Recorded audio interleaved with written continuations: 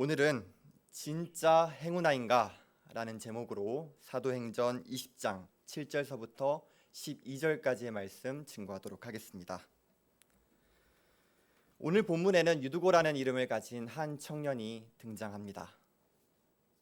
이 유두고라는 이름의 의미는 행운아입니다. 그런데 분명 유두고라는 이름의 의미 자체는 행운아이지만 정작 이 청년은 그가 가진 이름의 의미와는 정반대로 예배를 드리다가 추락하여 죽게 되는 불운한 사고를 당하게 됩니다. 그래서 우리는 여기서 한 가지 질문이 생깁니다. 유두고는 진짜 행운아인가? 한번 오늘 본문을 통해 유두고가 진짜 행운아인지 살펴보고 또 그것이 오늘 우리에게는 어떤 의미가 되는지 살펴봅시다. 먼저 7절 말씀입니다. 그 주간의 첫날에 우리가 떡을 떼려 하여 모였더니 바울이 이튿날 떠나고자 하여 그들에게 강론할세 말을 밤중까지 계속하매. 여기서 그 주간의 첫날은 일요일을 가리킵니다. 그런데 예수님이 안식 후 첫날, 즉 일요일에 부활하심으로 사도들은 예수님의 부활을 기념하며 바로 주일인 일요일에 예배를 드렸던 것입니다. 그래서 우리도 사도들의 전통에 따라서 일요일에 예배를 드리고 있죠.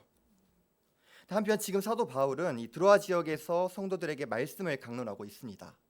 그런데 이튿날, 즉 바로 다음 날에 사도 바울은 드로아 지역을 떠날 예정이었고 또 다시는 드로아 지역 사람들을 볼 수 없다는 것을 알았습니다. 그래서 사도 바울은 정말 성도들을 향한 절박함과 간절함 때문에 말씀을 강론하되 밤중까지 계속하게 된 것입니다. 그래서 여기서 우리는 사도 바울이 성도들을 얼마나 사랑하는지를 알 수가 있고 그 사랑이 바로 말씀을 열정적으로 가르치는 데 있었다는 것을 알 수 있습니다. 하지만 성도들을 향한 사도 바울의 사랑은 너무 좋은데 예배 시간이 너무 길어지긴 했습니다. 이 말씀 강론이 너무 좋더라도 예배 시간이 길어지면 졸리게 되죠. 문제는 이 예배 장소도 졸기 너무 좋은 환경이었습니다. 8절 말씀입니다. 우리가 모인 윗다락에 등불을 많이 켰는데, 이 등불을 많이 켰다고 말씀하죠. 이 등불을 많이 켜게 되면 예배 장소가 밝아질 수는 있을지라도 이 산소가 부족해져 예배 시간에 졸기 너무 좋은 환경이 되어버리고 맙니다. 그래서 꾸벅꾸벅 졸던 한 청년이 이제 등장하게 됩니다. 바로 우리 유두고입니다. 9절 상반절 말씀입니다. 유두고라 하는 청년이 창에 걸터 앉아 있다가 깊이 졸더니. 등불을 많이 켜져 산소도 부족하고 또 바울도 말씀 강론을 너무 길게 하다 보니 유두고는 꾸벅꾸벅 졸게 됩니다. 그런데 우리가 이런 유두고의 졸던 모습을 결코 정죄할 수는 없습니다. 왜 그럴까요? 우리가 이미 앞서 살펴본 것처럼 유두고라는 이름의 의미는 행운아입니다.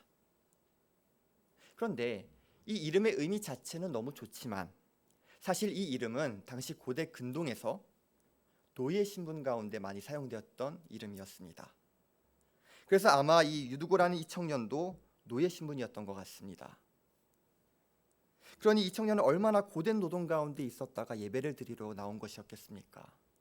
정말이지 유두고라는 이 청년은 졸 수밖에 없는 상황 가운데 있었던 것입니다. 그런데 유두고는 노예 신분으로서 고된 노동을 하고 난 후임에도 불구하고 말씀을 들으러 교회에 나온 것입니다. 마치 한 주간 바쁜 일상 속에 이리 치고 저리 친 채 너무도 졸립지만 말씀을 들으러 교회에 나온 여러분들처럼 말입니다.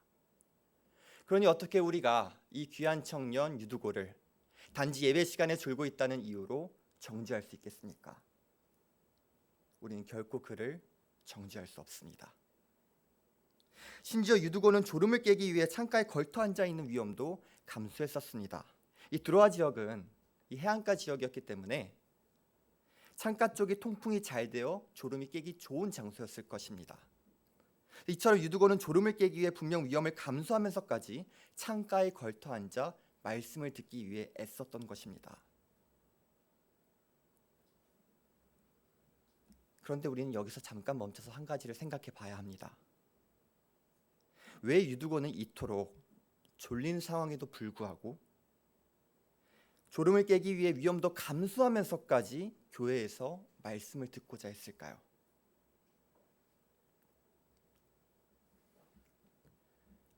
왜냐하면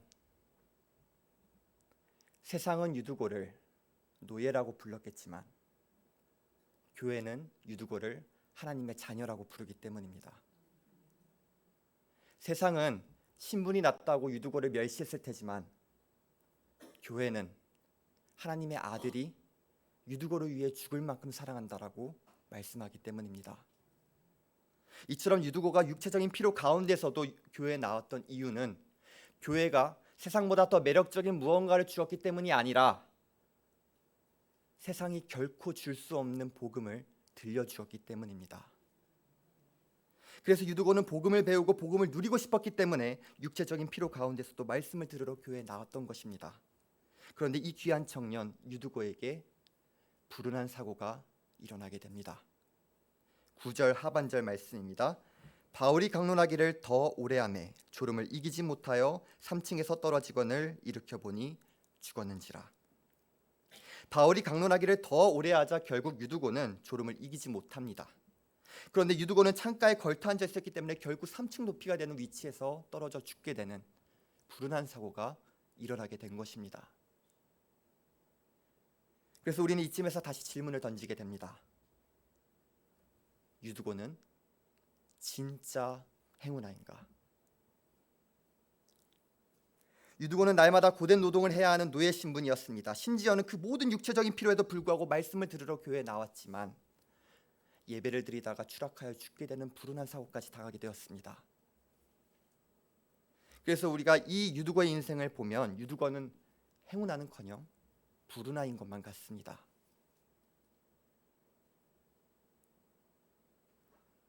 그러나 유두고의 이야기는 여기서 끝나지 않았습니다. 10절 말씀입니다. 10절 말씀을 다 같이 합독하시도록 하겠습니다. 바울이 내려가서 그 위에 엎드려 그 몸을 안고 말하되 떠들지 말라 생명이 그에게 있다 하고. 아멘. 말씀 강론을 멈출 줄 모르고 했던 바울이었지만 유두고가 창가에서 떨어져 죽는 것을 보자 곧장 내려갑니다. 그리고 유두고 위에 엎드려 몸을 끌어안습니다.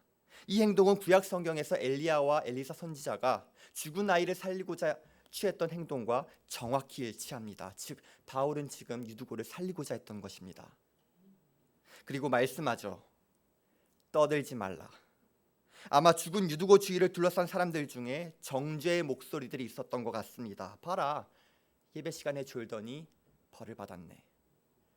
마치 이런 몰상식한 사람들이 있죠. 그러나 바울은 그 모든 정죄의 목소리들을 침묵시킨 것입니다. 그리고 사도적 권위로 선포한 것입니다. 생명이 그에게 있다.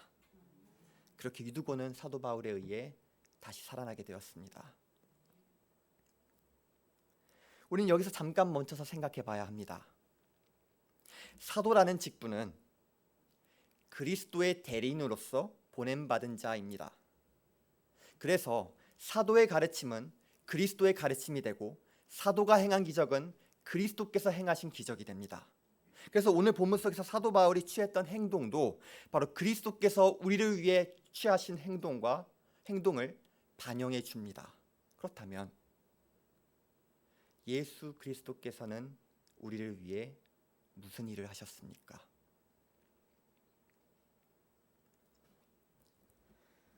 사도 바울이 유두고의 죽음을 보자 유두고를 살리기 위해 곧장 내려왔던 것처럼 예수님도 죽음에 매여있는 죄인들을 살리시기 위해 저 하늘에서 내려오셨습니다. 단지 하늘에서 내려오셨을 뿐만 아니라 그 죽음의 자리로까지 내려가 그 십자가에서 당신의 보배로운 피로서 우리의 죄값을 다 지불해 주시고 하나님의 공의를 대신 충족시켜 주셨습니다. 그래서 죽음의 권세자들이 우리의 죄를 가리키며 저들은 마땅히 형벌을 받아야 할 죄인들 아닙니까? 라며 하나님의 공의를 핑계로 정죄의 목소리들을 우리 주변에서 낼 때 예수님은 우리를 위해 흘리신 그 보배로운 피로서 우리의 모든 죄를 제거하시고 우리를 끌어안으신 채 선포하십니다.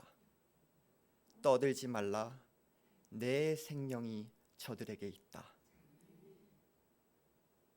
바로 이것이 주 예수 그리스도께서 죄인들을 살리시기 위해 끌어안으신 놀라운 십자가 사랑이 아니겠습니까? 그래서 이날 유두고는 비록 불운한 사고를 당했지만 사도 바울을 통해 복음 안에서 그리스도의 구속하신 사랑을 깊이 경험했던 행운아였던 것입니다. 이제 다시 한번 질문을 던져봅시다. 유두고는 진짜 행운아인가?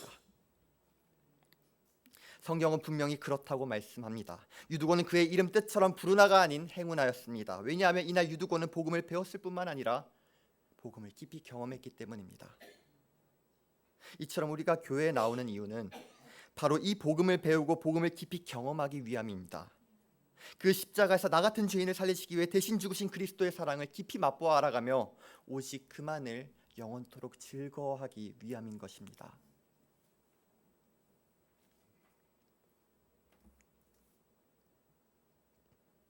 그리고 이날 유두고가 누렸던 복음은 그의 주변 사람들에게까지 확장되었습니다. 11절서부터 12절까지의 말씀입니다. 올라가 떡을 떼어 먹고 오랫동안 곧 날이 새기까지 이야기하고 떠나니라. 사람들이 살아난 청년을 데리고 가서 적지 않게 위로를 받았더라. 유두고의 주변 사람들이 유두고를 통해 복음을 함께 경험하게 되면서 적지 않게 위로를 받게 됩니다. 이처럼 유두고는 교회에서 복음을 배우고 복음을 경험하며 주변 사람들에게까지 복음 안에서 위로를 얻게 해준 진짜 행운아였던 것입니다.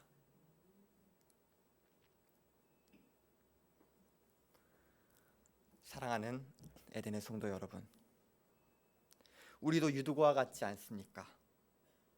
유두고가 노예 신분으로서 고된 노동에 이리 치고 저리 치었던 것처럼 우리도 바쁜 일상 속에 매인 채 이리 치고 저리 치며 모든 육체적인 피로를 짊어지게 됩니다. 그래서 때로는 주일날 말씀을 들으러 교회에 나오는 것이 너무도 힘들 때가 많습니다.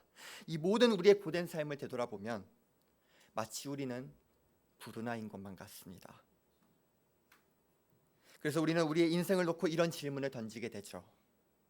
나는 진짜 행운아인가?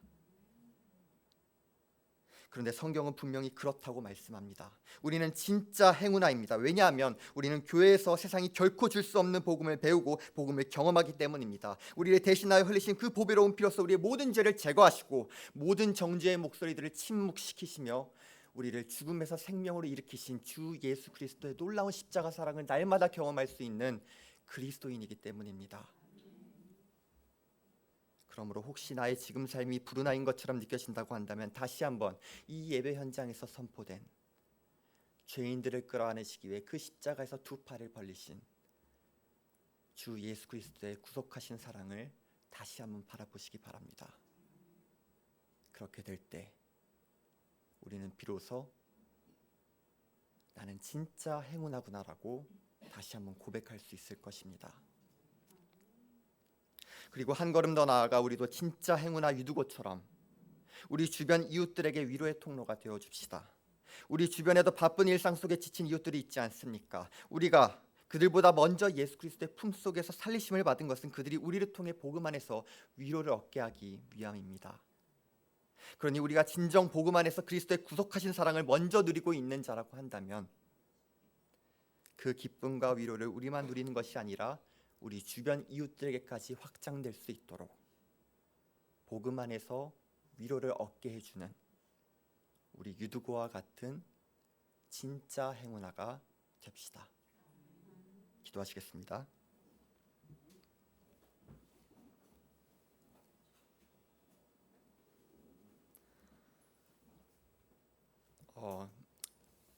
이제 저희가 합심해서 기도를 할 텐데요. 특별히 이제 청소년부 전도사로서 먼저 청소년부를 위해서 기도를 부탁드립니다.